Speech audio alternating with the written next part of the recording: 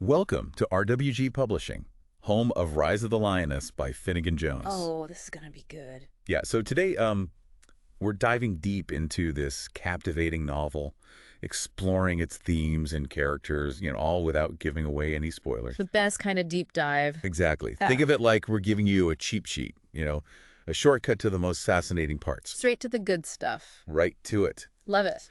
So the story kind of throws you right into this world, right? It's on the brink. A nation that was once thriving, but is now under the iron fist of Chancellor Draven. It's intense from the very beginning. It really is. And, it's not like your typical evil empire thing. Yeah. It's so much more nuanced Right. and believable. Yeah, yeah. Because the book really digs into how this regime came to power, how they manipulate and control people through propaganda. Oh, it's so clever the way they weave that in, It's Yeah. not just like, oh, here's the evil guy, Right. It makes you think. Absolutely. It really does. And they divide the nation into these sectors, each one ruled by these enforcers who use fear and violence to maintain order. Ah, you really get a sense of how oppressive it is, like the contrast between this picture of utopia they're trying to paint and the reality for the citizens. It's striking. It is striking, and it makes you think about how easily, I think, people can be swayed when their basic rights are kind of chipped away bit by bit, Yeah, it's like that slippery slope, isn't it? It is, yeah. And this is a world where even a whisper of dissent could land you in trouble. Oh, yeah, you really feel that tension throughout the story. So this is where Alara comes in, right? Yeah. She's not just reacting to the oppression around her, but she's actively looking for a way to fight back. I love Alara, such a strong character. Me too. Right from the start. She is, and I love that she's inspired by these stories her late father told her about a courageous lioness. Oh, yeah, that's such a cool element. It is. It's like those stories planted a seed of resistance in her, and it blossomed when the regime executed Tomas. Permas, yeah. Who's this kind man who is falsely accused of treason. It's such a turning point for her, right? Is it? That injustice just fuels her determination to fight for freedom. Yeah. But she's also smart enough to realize she can't do it alone. She can't. She needs help. She needs allies. Exactly. So she sets out to gather them, and this is where we start to see these different facets of the rebellion forming. It's like a puzzle coming together, isn't it? It is. It is. All these different pieces. So we have Mira, her childhood friend. Right. And she reveals this existing network of individuals who are already, quietly resisting. Yeah, it's really cool how that unfolds. And then we have Rian, this ex-soldier who's disillusioned by the regime's tactics. Yeah. And he brings this military expertise to the table. Yeah, he's a great addition to the team. He is. And then we have Leora, Leora! who offers a different kind of strength, right? Yeah. She's a healer, providing not only medical aid, but also a safe haven for those wounded by the regime. Yeah, she's the heart of the group in a way. She is. She really is. And then we can't forget Cade, the rebellious artist. Oh, Cade's awesome. He is. And he uses his art to challenge the regime's narrative and to inspire hope. Yeah, it's such a powerful form of protest. It is. It's almost like this visual representation of their fight for freedom. Exactly. And so once this core group is formed, they start planning their first major act of resistance, which is a raid on a regime supply depot. Oh, this is where things get really exciting. It does, and it's where we see Rian's military experience really come into play. Yeah. It's fascinating how they plan and execute this daring operation, even using Cade's art as a diversion. So clever. It is. It's really cool how they use that. It is. So they pull it off. It's a victory for the rebellion, Yeah. but it's a small one. Yeah. They know it's just the beginning, and the regime won't stay quiet for long. Oh, no, this is just the first spark. Yeah, it is. It is. And this leads them to establish safe houses and communication channels, basically laying the groundwork for a larger movement. Yeah, it's like they're building the foundation for a revolution. They are. And speaking of groundwork, if you're interested in the author's journey and inspiration, you can head over to revivalwavesofgloryministries.com. Oh, yeah, that's a great resource. It is. It's a great resource for those who want to delve a little deeper into the world of Rise of the Lioness. Definitely. Now, even as they celebrate their success, there's this underlying tension, this awareness that their actions will have consequences. Oh, yeah, the stakes just keep getting higher. They do. And that's where the story takes a really interesting turn. Ooh, I'm intrigued. Yeah, so we start to see the personal toll that this fight takes on each of the characters. Oh, yeah. That's what really makes you connect with them, It does. on a deeper level. Yeah, so Alara, for instance, is torn between her duty to the rebellion and her love for her mother, who fears for her safety. Yeah, that's such a relatable conflict. It is, right.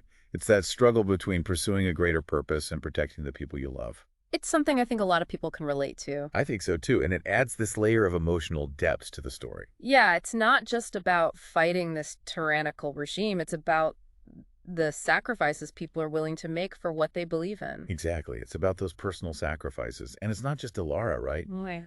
Mira begins to experience doubt, questioning their ability to win against such a powerful force. Oh, yeah, those doubts can creep in, can't they? They do. And even Ryan, hardened by his military past, grapples with guilt from his past actions as a soldier, being forced to carry out the regime's brutal orders.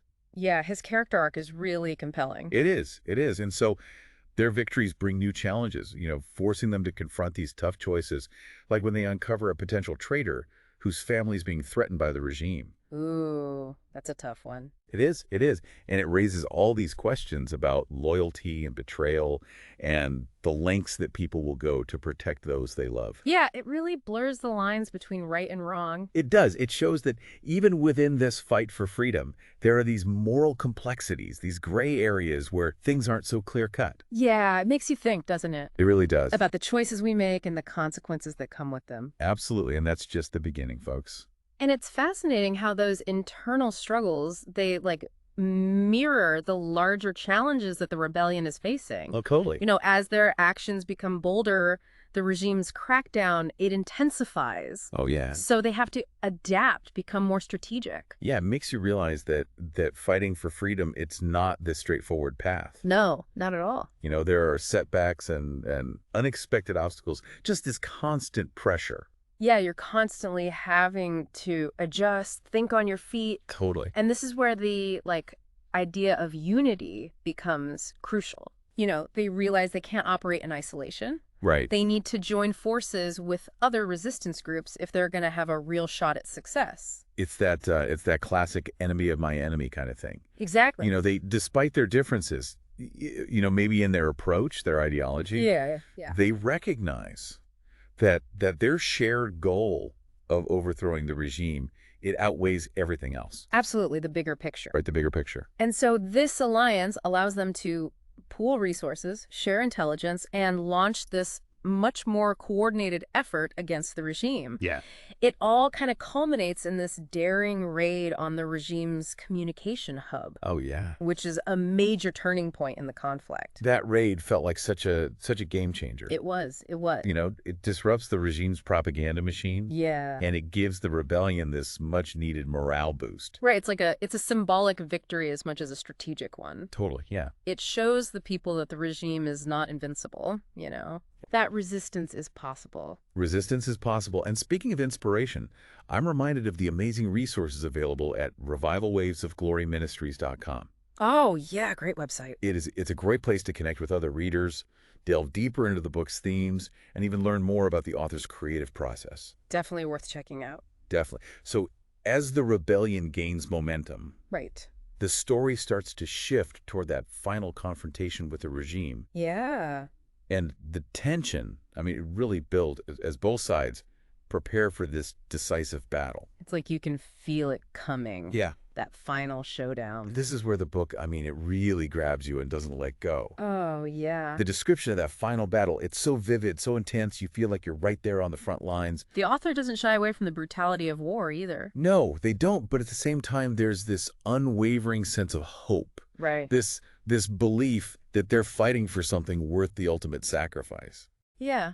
And in the end, after countless sacrifices, a hard-fought battle, Yeah. the rebellion emerges victorious. But as you mentioned earlier, the story doesn't end there. It doesn't. Overthrowing the regime, that's just the beginning. Right. The real challenge is rebuilding a society from the ruins of tyranny. Yeah. And that's what makes the aftermath of the battle so compelling. It's a point that I think is often overlooked in stories like this, Yeah. It's easy to focus on the excitement of the rebellion. Right. But that process of rebuilding a shattered nation, healing those wounds, establishing a new system of governance. Yeah. That's equally important. Absolutely. And that's where the book's exploration of character development really shines. Yeah, you really see it. We see Alara grappling with this immense responsibility of leadership, Yeah. trying to balance her personal desires with the needs of her people. It's a theme that resonates with me, I think, a lot. Because it reminds us that leadership isn't just about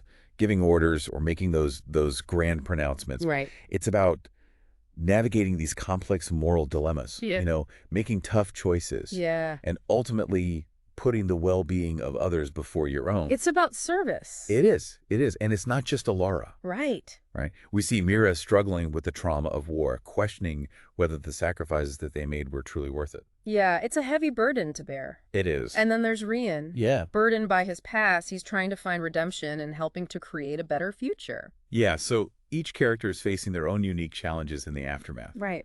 And it's through their struggles that the book explores these deeper themes of healing and forgiveness and that long road to reconciliation. Yeah, it's a process, isn't it? It is. And it's a powerful reminder that even after a victory, the journey towards a just and equitable society, it's a continuous process. It requires constant effort, compromise, Yeah. and the willingness to confront, those difficult truths. It's not easy, but it's so important. It is, and it's a message that feels incredibly relevant to our own world, Oh, absolutely. where we're constantly grappling with social and political divisions, trying to bridge those gaps and build a more inclusive future. Makes you wonder, what would happen if if we all took a page from Rise of the Lioness Yeah. and, channeled that spirit of unity and resilience into addressing, the challenges we face today. It's a powerful thought, and I think what strikes me most is how the book balances those grand themes of revolution and societal change with these intimate personal stories. Yeah, that's what makes it so compelling, right? Yeah. You're not just reading about these, abstract concepts. Right. You're connecting with these real characters Yeah. who are grappling with these, relatable dilemmas. Like Alara's struggle to reconcile her role as a leader with her desire to protect her mother. It's a reminder that even the most courageous individuals, they have these vulnerabilities. Yeah. And that fighting for a cause, it often involves personal sacrifice. And it's not just Alara. Yeah. We see Mira wrestling with doubt, Yeah. questioning whether their fight was even worth the cost. Right. It's a feeling I think many of us can relate to. Yeah, totally. Those moments where we wonder if our efforts are really making a difference. Yeah, it makes those characters feel so real. Yeah. So human. It's not just a story of heroes and villains. Right. It's a story about ordinary people who find this extraordinary strength within themselves. Yeah. To fight for what they believe in. And that brings us back to the idea of hope, which is so central to the book's message. It is. Even in the darkest of times, even when faced with what seem like insurmountable odds, Right. the human spirit can find a way to resist, to fight back, and to ultimately create a better world. It's a message that leaves you feeling empowered, inspired, and ready to face your own challenges. Yeah, definitely. It makes you realize that we all have the potential to make a difference in our own way. And one of the key takeaways for me is the book's emphasis on the power of collective action. Yeah. The rebellion succeeds not because of any one individual, but because of the combined efforts of people from all walks of life, Right. who come together to fight for this common cause. It really highlights the importance of building bridges, finding common ground, and recognizing that we're stronger together than we are apart. Absolutely. And that's something we could all use a little more of in today's world, don't you think? Oh, for sure. For sure. So if you're looking for a story that'll ignite your imagination and leave you feeling hopeful and inspired, Yeah, I highly recommend checking out Rise of the Lioness. definitely. You can find more information about the book, the author, and the inspiration behind this incredible story at revivalwavesofgloryministries.com. It's a book that stays with you long after you finish reading it. It is. A story about courage, resilience, and the power of the human spirit to overcome, even the most daunting challenges. And as we wrap up this deep dive, I want to leave you with one final thought. Okay. What would you be willing to sacrifice for the things you believe in? Ooh. What kind of world do you want to create for yourself and for future generations? Those are questions worth pondering. They are. They are. Thank you for joining us for this deep dive into Rise of the Lioness. Yeah. We hope you enjoyed exploring this incredible story with us and that it sparked some meaningful reflection. Thank you for listening to the Deep Dive Podcast.